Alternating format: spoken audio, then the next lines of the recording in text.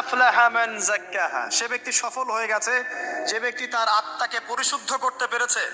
ওয়াকাদ খাবা মান দাসাহা, যে ব্যক্তি আত্মাকে পরিশুদ্ধ করতে পারে নাই সে ব্যক্তি ধ্বংস হয়ে গেছে। কিভাবে পরিশুদ্ধ করবেন? তিনটা হাদিস আপনাকে আগে শোনাই। এক, আল্লাহ রাব্বুল আলামিনের হাবিব মুহাম্মদ সাল্লাল্লাহু আলাইহি ওয়াসাল্লাম দরুদ পড়েন, বলেন সাল্লাল্লাহু আলাইহি ওয়াসাল্লাম। তিনি বলছেন যে আল্লাহর এমন কিছু বান্দা আছে যারা জান্নাতে প্রবেশ করবে যাদের অন্তরটা হবে পাখির মতো নরম। কার মতো? পাখির মতো। একটা হাদিস শুনলেন। দুই নম্বর হাদিস, আল্লাহর রাসূল সাল্লাল্লাহু আলাইহি ওয়াসাল্লাম বলছেন